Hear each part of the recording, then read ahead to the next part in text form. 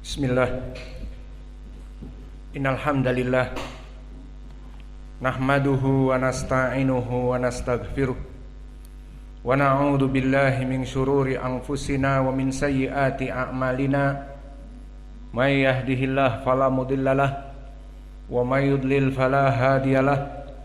Wa asyhadu an la ilaha illallah wahdahu la syarikalah wa asyhadu anna Muhammadan abduhu wa rasuluh, amma ba'du.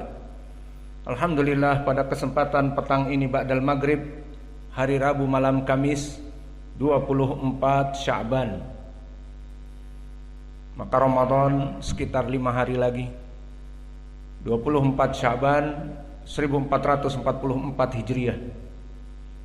Maka pada kesempatan petang ini kita masuk kepada sesi yang kedua dari pelajaran baru yang berjudul Al-Akhbar As-Sahihah fi Ahkami Salati Al-Witr wa Tarawih.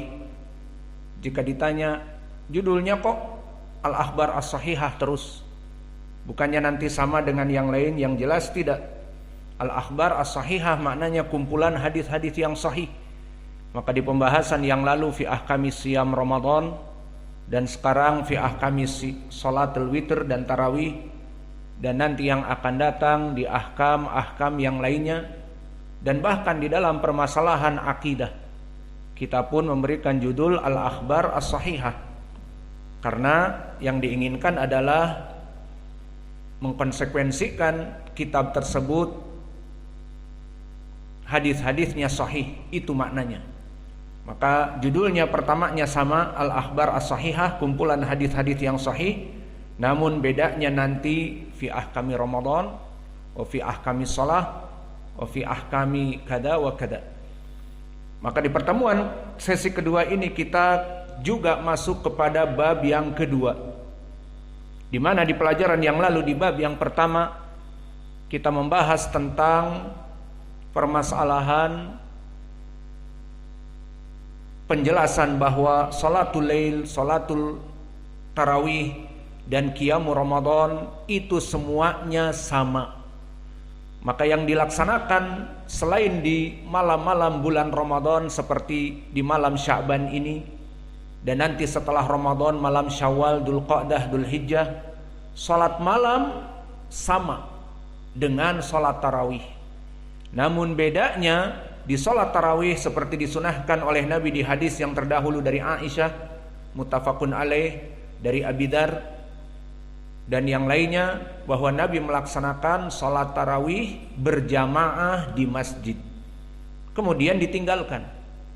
Ditakutkan ini khasyitu an yufridha alaikum falamis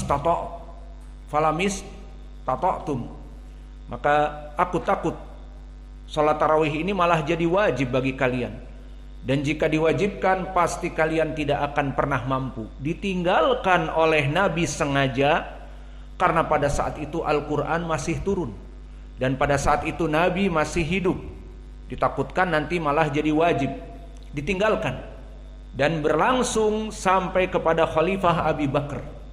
Meninggal Khalifah Abi Bakar, ditinggalkan sunnah dari salat tarawih berjamaah. Kemudian di Khalifah Umar ibn al-Khattab yang kisahnya berada di Sahih Al-Bukhari dan Muslim, di mana dia memfatwakan di saat melihat di Masjid Nabawi kaum muslimin berpencar-pencar, salatan furada, salat kesendirian, sendiri-sendiri. Ada yang membaca suara keras, di sana ada yang salat sendiri membaca suara keras. Maka difatwakan oleh Amirul Mukminin Umar, dan fatwanya beliau masuk kepada hadis Irbad ibni Sariyah yang hasan li ghairihi ataupun sahih li ghairihi, alaikum bisunnati wa sunnatil khulafa ar-rasyidin al-mahdiyyin adu 'alaiha bin nawajid. Maka kata Umar, laksanakan dengan satu imam. Dijadikanlah Ubay ibnu Ka'ab, dan setelah itu dijadikan juga sunnah penggantinya atau 2 imam. Maka tidak apa-apa menjadi cadangan imam, dan itu adalah dari sunnah juga. Maka yang kedua, Tamim ibnu Aus ad-Dari, dia dari hufadil Quran minas sahabah, dari ahlil qura minas sahabah. Maka dijadikan 2 imam. Maka yang menjadi pendalilan di sini adalah permasalahan salat malam di malam selain Ramadan dengan salat tarawih itu sama. Namun bedanya di salat tarawih didatangkan lafaz-lafaz, di antaranya di hadis Abi Hurairah yang harus dihafal dan di store sekarang, man qama Ramadan imanan wa ihtisaba ghufira lahu ma taqaddama min dambi. Disebutkan qama Ramadan, qiyamu Ramadan. Jadi diistilahkan tarawih dengan qiyamu Ramadan. Dan di hadis Al-Juhani, Amr ibn Murrah Al-Juhani, ida sumtuhu wa qumtuhu, maka bagaimana aku ya Rasulullah jika bersyahadat dan membayar zakat dan melaksanakan salat 5 waktu, wa sumtuhu wa qumtuhu, maka aku berpuasa di bulan Ramadan dan qumtuhu, dan aku menghidupkan malam-malamnya. Maka spesifik lafaz salat tarawih dengan qiyamu Ramadan atau qumtu di sini. Dan di riwayat Aisyah dinamakan salatul lail. Maka Nabi Muhammad SAW kemudian melaksanakan salatul lail. Kemudian setelah hari yang keempat meninggalkan salatul lail tersebut berjamaah. Maka intinya salat tarawih adalah salat malam, yang nanti jumlahnya yang rajih berapa nanti akan kita bahas. Maka di sini tidak ada kesalahpahaman seperti masjid-masjid awam atau yang lainnya melaksanakan terutama di malam Lailatul Qadar salat di awal waktu dengan judul salat tarawih 11 rakaah misalnya. Kemudian di malamnya dengan judul salat lail tahajud. Maka ini salah kaprah. Namun jika dikatakan kalau berbeda orangnya, yaitu tidak apa-apa. Di mana mereka tidur dulu di awal malam, kemudian sholat di malam jam 2, jam 3, itu tidak apa-apa. Niatnya mereka sholat tarawih bagian yang kedua. Dan itu yang dilakukan di Masjid Nabawi dan dilakukan di Masjid Al-Haram Al-Makkah. Maka malam-malam Ramadan hidup. Kita sholat di awal, ba'da sholatil isya tarawih sampai jam 11 misalnya. Setelah itu selesai. Kemudian ada orang yang ingin sholat lagi dimulai jam 3 sampai menjelang fajar. Afwan, dari jam 2, 2:30 biasanya di malam-malam akhir dari 10 di Madinah. Maka kita mempersaksikan kadang kita awal di malam genap itu susah masuk, penuh. Maka kadang-kadang kita sholat awal agak kosong, dan sholat yang akhir jam 2.30, jam 2 itu pun penuh. Maka ini semuanya tidak apa-apa. Niat mereka apa? Sholat tarawih. Adapun dikumpul pertama sholat tarawih, kemudian yang kedua masih sama orangnya dan sama imamnya, dan niatnya apa? Sholat tahajud. Maka ini salah kaprah. Dan inilah dari yang telah kita bahas di permasalahan yang. Maka sekarang kita masuk kepada bab yang kedua. Dan di bab yang kedua ini pun masih dari sanad-sanad yang sama. Maka di bab yang kedua pembahasan tentang permasalahan fadlu salati tarawih. Al-babu tsani fadlu salati tarawih. Maka diharapkan kalian menghafal semuanya dengan sanad. Kalau ada sedikit piti maka bisa dicetak.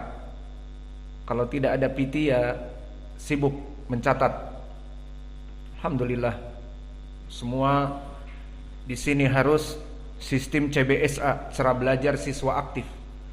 Al-babu tsani, bab yang kedua dari permasalahan salat tarawih, fadlu salati at-tarawih, keutamaan salat tarawih. Maka lafaz tarawih barakallahu fikum jika kita rujuk kepada hadis-hadis ataupun Al-Quran, tidak ada yang namanya salat tarawih. Lafaz-lafaz yang ada qiyamu Ramadan, seperti tadi hadis man qama Ramadan, dan juga di hadis Al-Juhani Amr ibn Murrah qumtuhu, dan juga di hadis Aisyah salatul lail, berjamaah, dan seterusnya. Lalu lafaz tarawih itu istilah al-fuqaha. Mereka ingin membedakan salat malam tahajud biasa dengan salat tarawih di bulan Ramadan yang berjamaah, dibedakan. Lalu dari mana sumber tarawih? Dari segi wazn, di dalam ilmu sarf, tarawih ala wazn mafa'il atau mafa'il tarawih, seperti mafatih, masajid. Maka di sini dinamakan sighah muntahal jumu'. Apa makna sighah muntahal jumu'? Dia adalah sighah ala wazn mafa'il atau mafa'il yang setelah itu tidak ada lagi jamak. Maka puncak dari segala jamak adalah jam'u dengan wazn mafa'il atau mafa'il, dinamakan sighah muntaha al-jumu'. Tidak ada lagi jamak setelah itu. Maka itulah nama salat tarawih. Diambil dari apa? Dari mufradnya tarwihah, bimakna istirahat. Karena dulu salat tarawih panjang dan lama, maka Nabi mengambil istirahat. Inilah yang dimasyhurkan di dalam kitabul fikih salatu tarawih.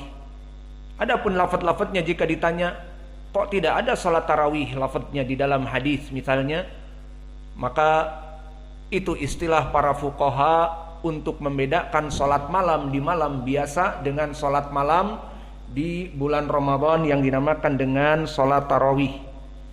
Kemudian di bab yang kedua ini kita akan masuk kepada keutamaan salat tarawih. Dan seperti kebiasaan penulis di sini, setelah menjelaskan definisi misalnya seperti di pelajaran yang lalu, ahkam siyami Ramadan, di kitab kita Al-Akhbar As-Sahihah, kumpulan hadis-hadis yang sahih tentang puasa Ramadan, maka penulis di bab yang pertama menulis apa? Bab definisi puasa Ramadan atau bab ta'rifu as-siyam. Setelah definisi apa itu puasa diambil dari segi lughah dan istilah, masuklah bab yang kedua adalah fadlu asyam atau fadailus syam, bab keutamaan berpuasa. Maka di sini pertanyaan, kenapa sistem dari penulis masuk kepada